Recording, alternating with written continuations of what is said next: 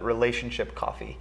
The way that I say it and like try to tell people about it is like, all right, so we're friends, we're in a relationship.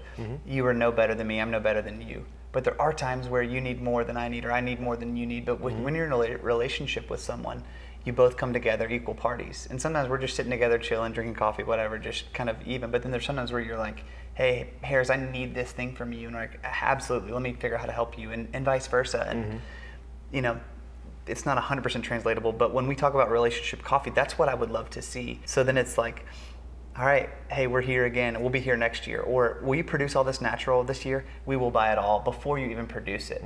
That's a risky move because we don't know exactly how it's going to be. But when there's a relationship, you can talk through it, and both sides bring, you know, equal parts to the table. And there's things that we do better than producers, and there's so many things producers do way better than we do.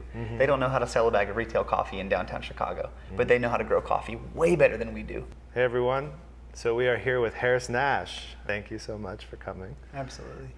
But yeah, I would love for you to do the majority of the introduction. So you can tell people a little bit about yourself. Who are you? Where are you from? Absolutely. I think the first time we met, you were pulling me espresso right before you jumped into more of the roasting and sourcing. And yeah, glad to be here. Glad to be back. Just taking the blue line in from O'Hare is always such a, when I lived here, it wasn't a fun feeling, but coming back, it's so nostalgic. Sure. So glad to be here. So my name's Harris Nash, and grew up in Alabama, of all places, and actually some really great coffee coming out of there these days, which is fun to go back and see. But a little bit about my journey kind of in coffee. Grew up in Alabama and was actually coming to Chicago for college, and on my way up, like the day before I left for college to drive to Chicago, I went by Seeds Coffee in Alabama, and had only really ever had Folgers or, you know, Major Dickinson, you name it. And went by Seeds, and they said, hey, have you ever had a pour over? And I was like, I don't know what pour over is, whatever. Yeah. And he's like, this is from Ethiopia. It's a natural process. I didn't know what that meant at the time, but I tasted it and I was like, you put blueberries in this. You definitely did. And he was like, no, this is it. This is coffee. This is where it comes from and why. And I left for Chicago the next day, and I was like, I need pour over coffee now. Like, I had no idea what it meant, but I came to Chicago, hit Wormhole, Cafe Streets, Ibsinto, Gaslight, went to all the spots and kind of learned. And long story short, did 2 years of college, and was working for Ibsinto at the time, and was like, I want to pursue coffee. And so my boss there, Tim Taylor, was like, if you drop out, I can teach you coffee. And I was like, all right, here we go. I'm dropping out of college to pursue coffee. My parents probably aren't going to be happy about this. But what's neat is he was like, I want to teach you about business, but also want to teach you about where the coffee comes from, sourcing, kind of all of it. So I learned management, learned obviously barista skills, learned coffee shop like flow and etiquette, and but then learned to cup, and was really sweet. I was at Ibsinto for 4 years and got to do a lot of management, opened the store on 606, but then got to step into some Cup of Excellence stuff. Tim Taylor was pretty involved with that. So, I mean, after 3 years in coffee, I was an apprentice judge at Best of Panama, and then was an actual judge for Cup of Excellence El Salvador. Got to go to Guatemala, and then took a solo trip to Burundi, kind of at my tail end of Ibsinto. So really neat of just like, and pretty lucky to get to jump in so deep pretty quick. And then some changes happened, and I'd always had an eye for metric while I was at Ibsinto, and so reached out to Xavier and Darko, and a week after leaving Ibsinto, I started with metric. And definitely for me, like, I get excited about people, and so whether that's farmers, whether that's stories through that, or whether it's customers, and so wholesale's been a good place for me. Wholesale and quality control, kind of a little bit of both of that, because I love to know the coffees, to taste them, to know the stories, and then to be able to share that. So whether that's with the public through classes, or wholesale accounts, or podcasts, whatever it is, it's, for me, my passion is getting to share this and transfer the information. And I think these days there's like, sometimes it can be, you listen to so much, we consume so much every day, and there's this place of, you have to do this, like change this, and we feel this pressure and this shame. And so I really don't want to make coffee that. I want coffee to be something, and I want to transfer that of, wait, like for it to click with people, for them to see why it matters, and then that be the driver, not the shame or the I have to do this, but the I want to because I've heard this and felt this. And that's what it was for me when I realized what specialty coffee was, what good sourcing was, what good coffee was. That's kind of what pulled me in. So Darko and Xavier let me teach public classes, let me do wholesale, let me kind of, run people side of things alongside them. Yeah. So I did that for a few years, and there was this one day where I was teaching a class, and I was like, man, I teach about coffee so much, and I've been to 7, 8 origins for coffee, but I've never spent more than 2 weeks at an origin. I think I need to spend like a full harvest at an origin, and so that day I started looking, and actually was kind of pursuing some stuff in Africa, some stuff with Burundi, some friends of Long Miles, kind of helping with the washing station, and told Darko and Xavier, hey, I really need to do this for me and my heart and for my passion, and they were very supportive. But last minute, I'm talking like, was about to buy flights to Burundi, had a change of heart, and kind of China caught my eye of all places, and Asia within coffee caught my eye. And so I started looking around. I didn't know anything about Chinese coffee. I think Eli from Wormhole, Yep. He's the first person who gave me Chinese coffee, and that was one of the only ones I had. So typed in on Google, Chinese coffee exporter, Chinese coffee in America, and turns out there's really only one company who was exporting to America.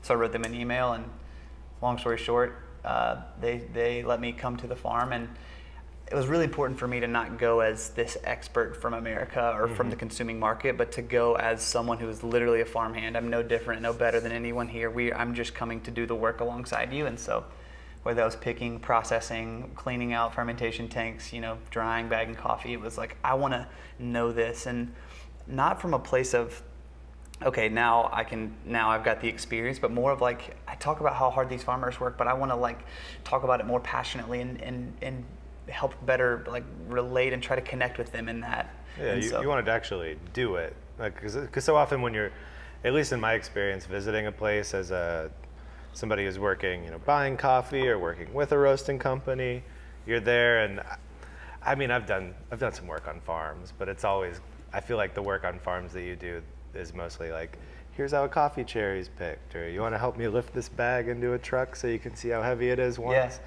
But it looked like what you got into was more of like you were a laborer on the farm. You were Absolutely. doing the daily work for a long period of time. Absolutely. Yeah, exactly. I'd been to Origin, and it's like, oh, let's pick cherries for, besides some pickers, and we'll like, get a little feel for it. Versus Don't get me wrong, there's value to that. It's given me, even the little bit has given me immense respect. Exactly. As a roaster, I lift the 150-pound bags of green coffee, and Yeah. it's like you get, in my head, I'm like, this is, they're heavy, and then I go and they're using the same size sack, but filling it with cherries, which are like 5-6 times the weight of green coffee. So I'm like, and then I see somebody that's half my size lift it up and put it on their back. Yeah, or twice your age. Yeah, or half my age. Or half Either your one age, is- yeah. The last one in Costa Rica was he couldn't have been more than 11 years old, and he picked up like a 200-pound bag of coffee. Yeah. So I don't know where that comes from, but Yeah. Anyway, it's given me a lot of respect. But Exactly. I don't claim that I've worked on a farm. But And even me, after a harvest, I really am careful to not be like, oh, well, I've worked on a farm now, because I was working beside 80, 90-year-old people who have done it since they were, 11, 10 years old. So even still, I really want to the goal of that trip, and for me, it's how to continue to more accurately tell their stories and tell what they do and bring, like I said at the beginning, like passion and perspective to people's eyes. So, worked a harvest there. I mean, we weren't doing much picking. We did have some trees and more experimental farms with varietals, but mainly we're receiving cherries. I worked at a wet mill, so a lot of the bulk of the work was receiving cherries, processing, fermenting, drying, bagging, and kind of the wet mill process, plus going and seeing farmers' farms and connecting with them, and not even much cupping at all, more just, we'd cup day lots and sort stuff, but 90% of the work, 12-hour days of just processing. Sure. Yeah. Yeah, in the middle of harvest, it doesn't seem like there's a whole lot more time for anything but just keeping the process moving along, right? Exactly. Yeah. So flew back from China, actually got stuck there during the pandemic, was supposed to be there for the 3-4 month harvest, and then China shut its borders. Right, you did. You went to you started, to be clear, you started this in January of 2020. Yeah, January 3rd, 2020 flew out. Nothing about coronavirus had happened. And one day on the farm, someone shot me an email. Was like, "Are you okay? Are you safe?" And I was like, "What do you mean?" And they're like, "There's a virus." And I was like, "I'm fine, whatever, coronavirus. We don't know what this is." Sure. And then very quickly learned about it and ended up getting stuck in China and in Asia until August.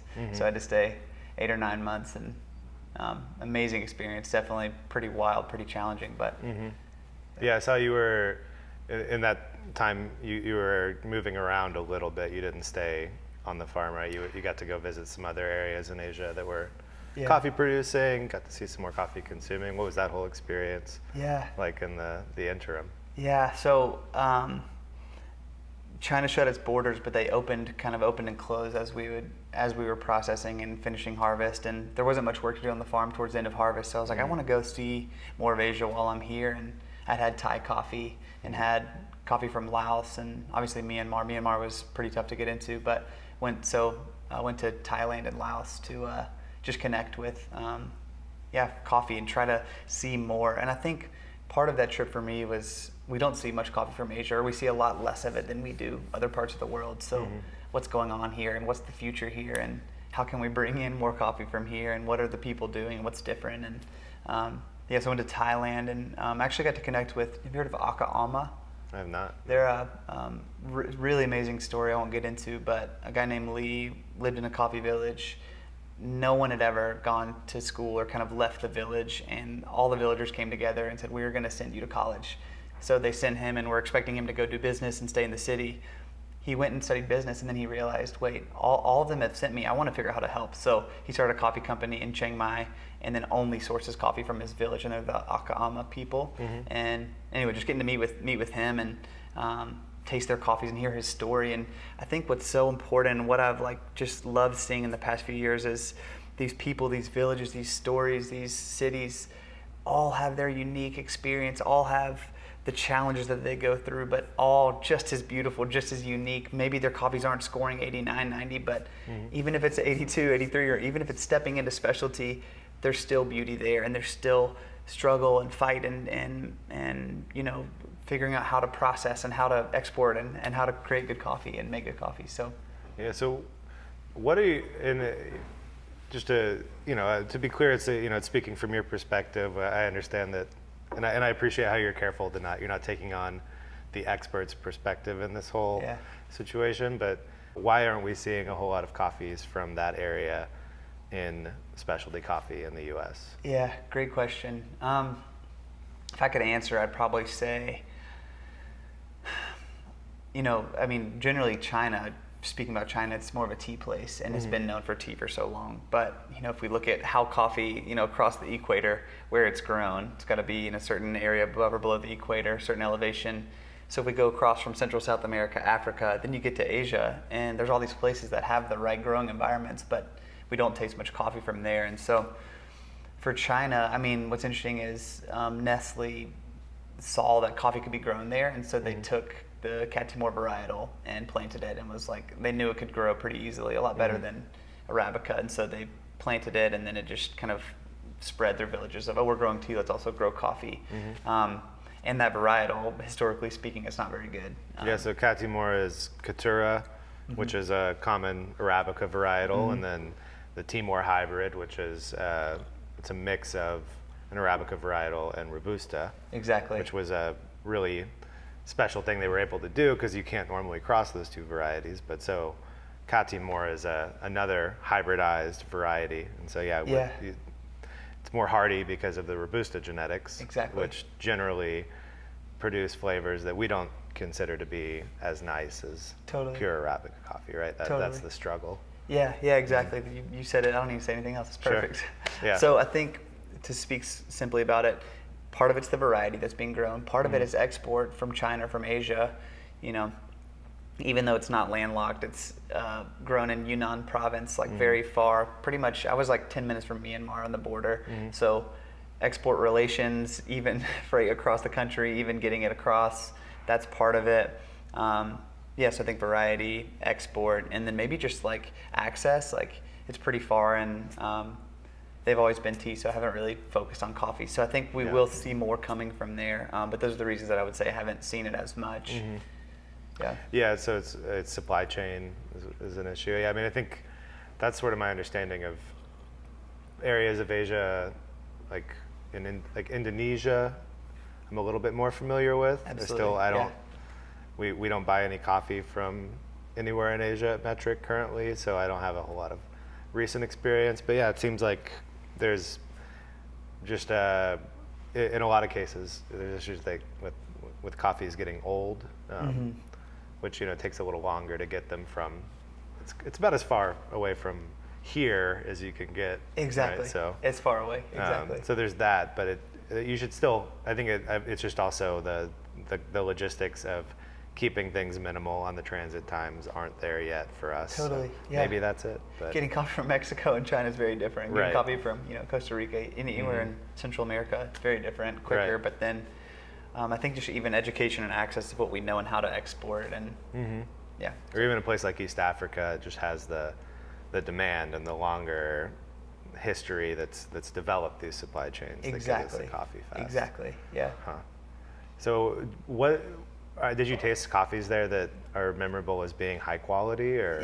Yeah. So that's actually like one thing that really excited me in going over there was just that it was so unknown and wanted to learn and go have a real experience. And I think not that, Costa Rica or Panama would be a real experience, but I wanted to like really go and dive in. And so that's what drew me. But then also this varietal Catimor, I'd only had a little of it. And the general word about it was like, oh, it's fine, it's not very good. Yeah. That's all I had heard about it. And so, but then when I talked to the people I worked with, and they're called Yunnan Coffee Traders, YCT, and they had spoken about, well, there's actually some pretty good Catimor varietals or versions of it, and as we know, so much of it is processing, and so much of it is education and access and learning. And so, I was excited to see what it had in store. I'd only tasted a few varietals or Catimor coffees and only one from China. So I had some good ones. I'm talking like just straight up Catimor, nothing really special done to it, like scoring 85, 86,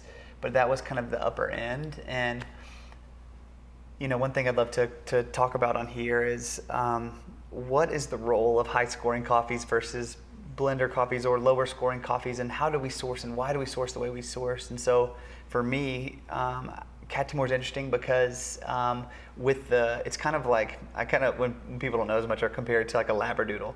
You take the best of both breeds. So with Catimor, you're taking, the flavor of Arabica, but you have a lot of the benefits of Robusta, which are, it can withstand heat better and be grown at lower elevations. And so I saw that in China become very true. And I don't want to sit here and say the future of coffee is Catimor varietal, but I do think the future of coffee will be us learning how to adapt to climate change. Hopefully it's not going to get a lot worse, but the trend we're at, we'll need to make some adjustments. And we're seeing, I know y'all are seeing too, coffee at higher elevations or different places where coffee used to grow, it's struggling to grow, and it's more resistant to diseases and all of that. And so I think Catimor is important, and maybe not that varietal itself, but it as an example of a varietal that is a hybrid that can grow as climate change happens.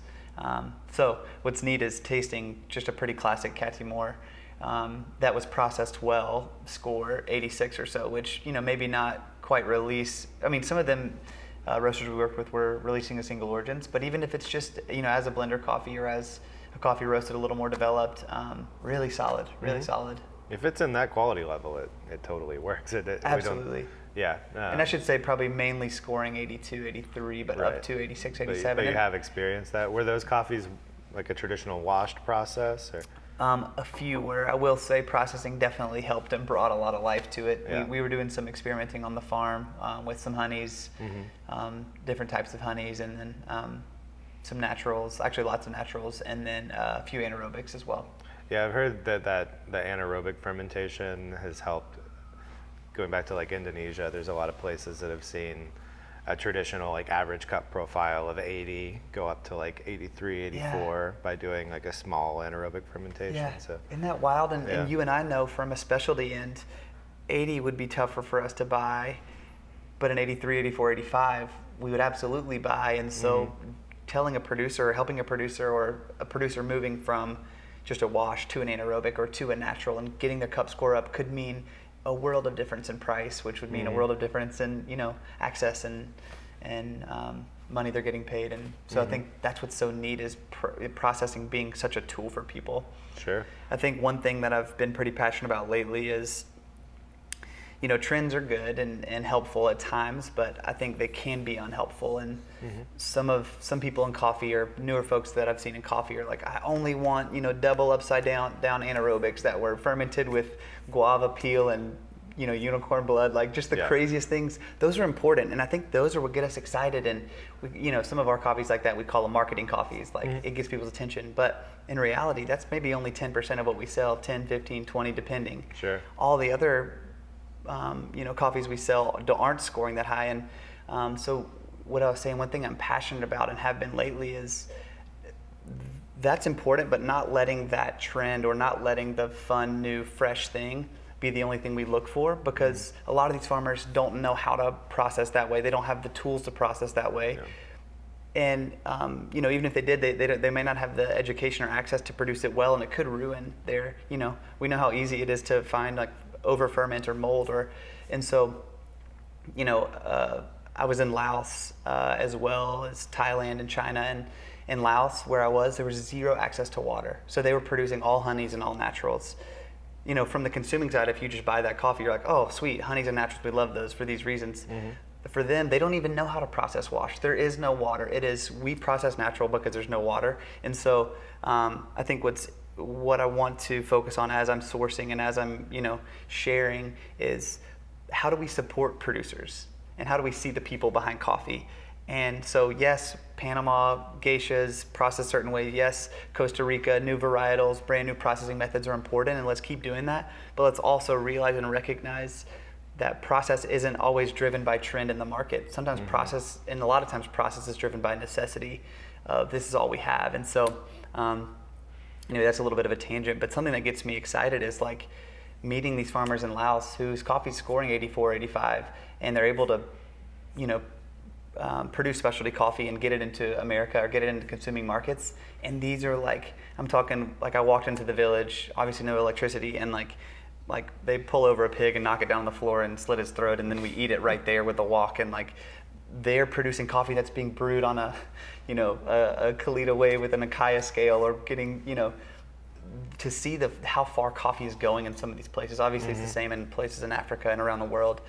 That is beautiful to me, of trying to connect the dots between producer and consuming market and making those like a little bit closer. Yeah. Yeah. So no, technology is definitely bringing us there, where that's what I've seen is, it seems like so many people, like I always stop myself from saying everybody, but you know, a ton of people have smartphones. There's access to the internet everywhere. Yeah. And this has let coffee producers, you know, digitally enter into the space, learn, and then have access in a way that they didn't before. It's very cool. Exactly. And yeah, I mean the process conversation, I don't even know how much deeper we need to go into that, but it is interesting. I think that I was just in Costa Rica about a month and a half ago, and it's a place where for metric we still mostly buy wash coffees, and I think the interesting part is we don't have to buy, we now buy coffee that's processed all kinds of different ways, and people get excited about it, but ultimately I'm still looking at, as a green buyer, I'm looking at the numbers of like, well, we still need, you know, 80-90% washed coffee. Like that's what people get really excited, and they don't talk about the washed coffee as much. They talk about the anaerobic with your citrus peel and passion fruit and whatever else they put into the tank, but they only buy a little bit of it. And I'm seeing, like with Costa Rica, I was like, I'm kind of not even expecting to find a lot of, it's sort of like, oh, that's just not a place we can go for a lot of, you know, clean, classic profile coffees. And that's okay, because they don't have that high of production. But my question is, like, if everybody starts doing an anaerobic fermentation on their coffee, is everybody really going to want that for like a volume? And that's kind of what I worry about with farmers taking too much cue from looking at what people are talking about on the consuming end. Totally. It's like, if you all look at what everybody's been posting about on social media, is that really what that company is like buying a lot of, and what they really need? Like, and so it's kind of, it don't have an answer as much as just questions of like, how can we be clearly communicating our needs, and making sure that farmers are aware of, like, if you switch all your processing over to funky stuff, if everybody does that, it's kind of like with the geisha thing. Absolutely. I visited a farm in Costa Rica that had it was 100 hectares of pure green tip geisha. No way. And I'm like, they're all new, and so like in like 4 or 5 years they're going to be in full production. I'm like, what happens whenever you get, these are containers of, and it was all above 2,000 meters. So it's like, this is all prime conditions to produce really high quality geisha variety coffee. Yeah. What happens to the market? Are people going to pay $15, $20 a pound for that whenever there's 2 containers of it sitting right there? Totally. These are, I don't know. Yeah. And so it's interesting that with coffee, it takes so long to develop any new projects that it does seem risky for the farmer to like dig too hard into any trend. Totally. Yeah. Trend of processing, where it could be a year of stuff where you're losing out or not making as much money as you could. But with planting, 6-7 years depending on the crop. So I love that thought. And yeah, there is no answer. But what, as you're speaking, kind of like, and what wells up in me is, it's a buzzword. Unfortunately, it's become a buzzword, but relationship coffee. The way that I say it and like try to tell people about it is like, all right, so we're friends. We're in a relationship. You are no better than me. I'm no better than you. But there are times where you need more than I need, or I need more than you need. But when you're in a relationship with someone, you both come together equal parties. And sometimes we're just sitting together, chilling, drinking coffee, whatever, just kind of even. But then there's sometimes where you're like, hey, Harris, I need this thing from you. And we're like, absolutely, let me figure out how to help you, and vice versa. And, it's not 100% translatable, but when we talk about relationship coffee, that's what I would love to see. Because with that, you go to a producer, and a relationship isn't just, oh, we're going to be with you for a few months and that's it. Like, I'm in a relationship with someone, no, like, you're not just in and out. Like, a relationship is long term. And so going to a producer and saying, hey, what do you need? And here's what we need, or here's what we're looking for. Like, last year you produced all of this, and we use this for this, and you also produced this geisha, and we loved that. We probably couldn't buy a lot more than that, versus, some farms I've gone to, and they're like, well, we've got 100% natural because our buyer last year wanted natural, but the buyer's gone now. Will you buy this? And it's like, we actually aren't looking for more naturals for this. We can help you out with this much, but if it's a relationship and you're with them every year, we connect with the producers, daily, weekly, whatever, during each harvest, and saying, what do you need? What do we need? And again, with Laos, it's like, of course we're going to buy honeys and naturals because that's all you can do. But if it's with some other friends of ours, it's like, hey, they'll come to us and be like, hey, we're about to start processing. What are y'all looking for? And I think it's important as roasters and as buyers to have some accountability of, if you go to a farmer, you connect with the farmer and ask them to do something, you're going to follow through, and not just 1 year of go cherry pick, oh, that's awesome, he produces, I'm going to grab it, and then next year, nowhere to be seen. Best case scenario, that farmer's got tons of other buyers lined up, but that's not normally the case. So then it's like, all right, hey, we're here again, we'll be here next year. Or, will you produce all this natural this year? We will buy it all before you even produce it. That's a risky move because we don't know exactly how it's going to be. But when there's a relationship, you can talk through it, and both sides bring equal parts to the table. And there's things that we do better than producers, and there's so many things producers do way better than we do. They don't know how to sell a bag of retail coffee in downtown Chicago, but they know how to grow coffee way better than we do. So we should listen to them and talk to them. And so if we say plant this varietal, they probably know it doesn't grow well, or they're willing to try it. But anyway, that's where I would hinge, and actually why, and I could maybe shift into the new project I'm working on. Definitely. Is all about relationship, and that's what I pitch all day long. Either it's got to be all about relationship, or don't claim that it's anything about relationship. Exactly. I'm always quick, and yeah, I think it's a perfect transition into the next project that you've been working on. But yeah, that conversation that you have with a producer where you ask them to do something, in my opinion, that should only happen whenever you are committed to follow through on that. Whatever you That was something I learned. Yeah, don't. And I learned from voices that were really valuable voices to me early on when I started to interact with farmers, is don't tell a farmer to do anything. Like, don't tell them how to process coffee. Absolutely. You're not a processing expert. Mm-hmm. You know, if they ask, you can give your perspective purely from your position as, you know, wherever you're from. But farmers don't need our input on how to farm. Absolutely. They need our commitment to buy their coffee. Yeah. And some don't even need that. So, you know, we don't, it's kind of like, I think you can be a coffee roaster that cherry picks your favorite coffees. Absolutely. Yeah. Just stick with that. Yeah. Don't try to claim that you're anything that you're not in that. But, totally. And also recognize the benefit of lower scoring coffees, the benefit of blender coffees, the benefit of, dare I say, dark roast. Mm-hmm. You know, as much as people would bat their eyes at that, I have sold a lot more coffee because we have a dark roast option or a medium roast option, even though that's not what I go to drink every day. If that's a relationship coffee, if that is, you know, if that is sourced in a sustainable way, or for lack of a better word, sustainable way, that's going to do just as much good as the high scoring coffee. Mm-hmm. You know, the producer supported in either case. So it's kind of looking at the broad scheme of what you do and why, and knowing that. And let me clarify, I don't at all want to bash on roasters who just, you know, spot buy, cherry pick, whatever type of, you know, funky process. That's awesome. There's a place for that. But I'm kind of more coming from the place of roasters that are wanting to step into committing to farmers, relationship buying, and growing in that. Mm-hmm. So what has that project been for you? Yeah. So, you know, we paused on my timeline, but when I was flying back from China, I was coming back to Chicago, maybe going to talk to Xavier about come back to Metric, but got redirected from Shanghai straight to San Francisco. So got off a 17-hour flight from China and rolled by St. Frank Coffee in San Francisco. I've always really looked up to St. Frank and the owner, Kevin Bolin, and how he sources. So we grabbed a cup of coffee and ended up talking, and he shared his vision for a new project and asked me to come out and work on it. So kind of skirted back that way and moved out there. And this project is called Bonaventure Project, but Bonaventura Project is also, you know, it was started by us, but also with the partner Benjamin Paz, which a lot of people may know. And so, yeah, that's why Bonaventura is kind of his heart and his name for it, and we call it Bonaventure Project. Yeah. But yeah, what's so neat about that is it didn't start, and we really are careful to not say that we're an importing company.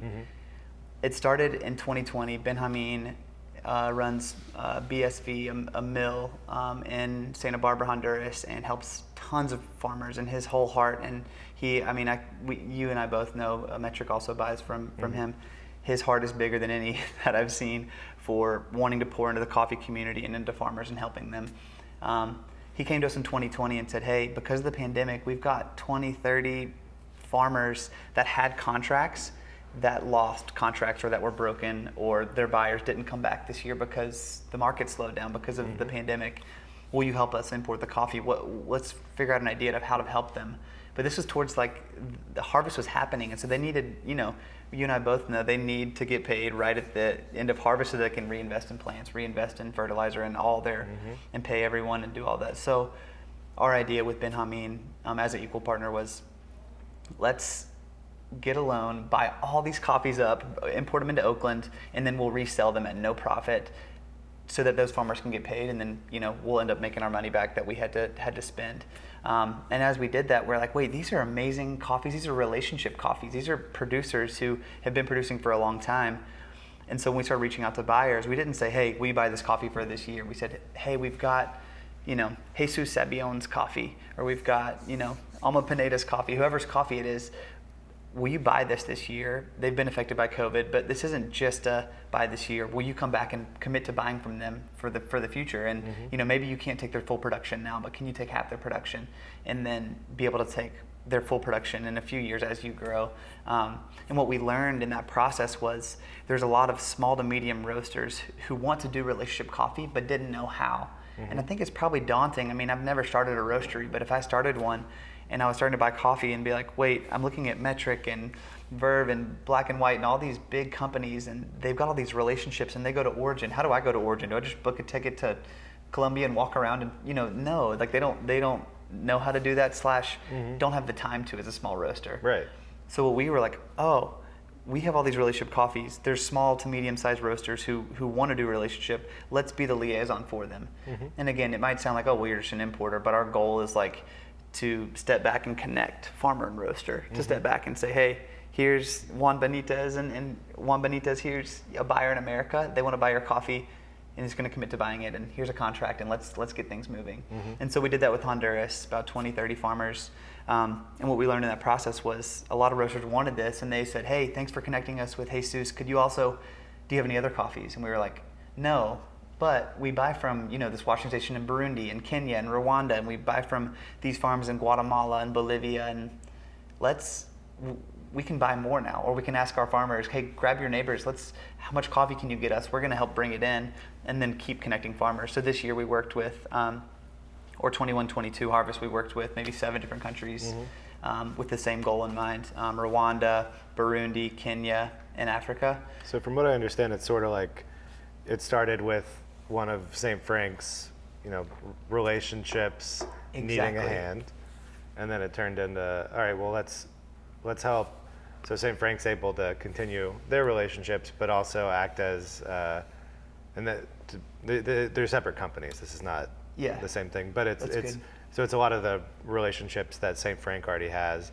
You're able to then commit to, helping more people from all of those places. Exactly. Or at least you're using the platform you've already established through the St. Frank's business to then bring other roasters into the same fold. Exactly. That's sort of how it works. Yeah, It's thanks cool. for clarifying. So Kevin Bolam, the owner of St. Frank, started it with Ben Hameen, but then it quickly became something separate where St. Frank has all these relationships, but we can buy full washing stations now with Bonaventure, and it's not all coming through St. Frank. It's a separate company.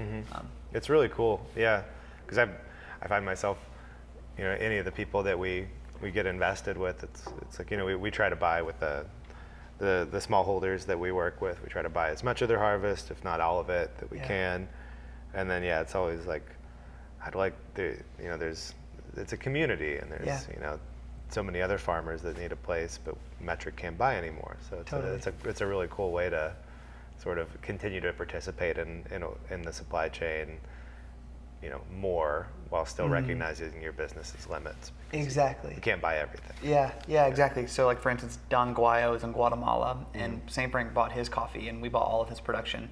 But when we had Bonaventure, when we started Bonaventure, we went back to him and said, do you have more coffee or any coffee around you? And he's like, absolutely. I actually process for a lot of my neighbors, and I'm just never giving you that because I know you don't have the capacity. And we're like, all right, bring it on. And what's neat is some of his neighbors, and same story in Rwanda and some places in Honduras, some of the neighbors don't produce like higher end microlots, but they do produce really solid blenders.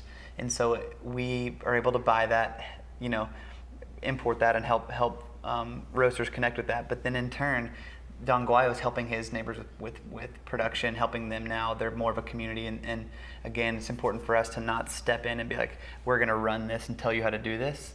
We're saying, hey, Don Guayo, we love what you do. Keep doing it, and bring your neighbors into it. We're going to buy more, and then we'll buy that from you. And then you actually see some of the neighbors the second year, they turn into more microlots, or they go up a point or two because there's more focus on production. And again, that's not us as a hero. That's us as in our side of a relationship in buying. We're just pouring into them. And Don Guayo, you do what you do best because you are an amazing producer, farmer, and processor. And it's just neat to see. That's where the relationship comes in. Of we both are bringing value to the table. Right. Yeah. Yeah. Connection is everything. It's because I think that to a new roaster, I mean, it's sort of like some people start a roasting business after working for a larger roasting business and already have some connections. But if you're starting it on your own, where do you start? Absolutely. And so you could look at other roasters you respect and try to get connected to whoever they're working with. But being able to like create a space for people to get connected to those coffees that feels trusted and honest. It's really cool. Absolutely. So yeah, good work. Yeah, and if this isn't a plug, hopefully it's a helpful plug. If anybody is looking for relationship coffees, like you can go to Bonaventure Coffee Project on Google, and there's a form on there to fill out, and it'll shoot me an email. And again, for us, we want it to be organic. We don't want it to be, hey, here's our spot list of coffees. Though that's a great thing to do for some people, for us, it's, hey, tell us about yourself. How much coffee do you buy? Do you want to work with these countries? Which countries do you want to work with? All right, sweet, I've got this farmer. We don't even send like packs of samples. We send one sample. Yeah. when people ask for coffee from Honduras and say, this is the farmer we think you should connect with. And if they don't like it, obviously, we'll help you get connected with other producers and find a good fit. But the goal is to connect relationships and for us to step back and just be a facilitator. Sure. Yeah. To make it, to tell the story that it's like this stuff doesn't just exist everywhere all the time, you know, that, and I think that's really part of becoming a relationship coffee buyer, is understanding, you know, you shouldn't be able to just go and, ideally we can't just buy it off a menu ever. You know, ideally you're talking to a farmer, you know, 3 or 4 months before they start harvesting the coffee and telling them about your needs for the year and expectations. Exactly. That's what people need to learn the way they need to learn how to do business. It's not, don't see like, oh, it's April, Ethiopia should be getting here soon. I better start looking at the importer menu for the Ethiopia. Totally fine if you want to do that. Yeah. It's just not a relationship. Exactly. Yeah. Anyway, I think time's flown by, but we've already been sitting here for about an hour. So Crazy. Yeah. So is there a good way to get in touch with you for Buenaventure, or any other questions anybody may have? How might somebody contact you? Yeah, so we have just an easy type form online, Bonaventure Coffee Project. Just go to type it on Google, it's pretty clear. Great. And then you can go through that and we'll connect with you. And for me personally, Harris Nash on any platform. Got it. Twitter, Instagram, Facebook. Cool. But thanks for having me. And yeah, just last thing I would say is, and hinge on that part about relationship, the part about people behind coffee. Whether that's you as a consumer listening to this, knowing someone roasted your coffee or someone brewed your coffee, like they're important, beautiful people who are struggling or who are living their life, finding their passion and hobby, all the way through the people importing, all the way through the producer, all the way through the pickers. Everyone, and I was just talking to a barista up front, when you get to connect with that and when you realize that it's like that healthy passion I was talking about, not I have to do this to be a good person. No, I want to do this because I see the value in it. And so even if that means you can go to a coffee shop, specialty coffee shop once a week, you're supporting the mission. Or if you're a roaster and you want to start buying relationship coffee, like it's all about seeing people. And I think that brings, I don't know, just this healthy mindset and connection where we're all connecting and on the same team here. You know, all of us roasters are, even though we might be in competition, we're all at the same goal of helping support people and being passionate about what we do and sourcing and then serving beautiful, tasty coffees. So that's what keeps me going. Me too. Dude, it's so good to hang with you. Good to see you. Yeah, you too. Thanks for having me. Yeah, all right.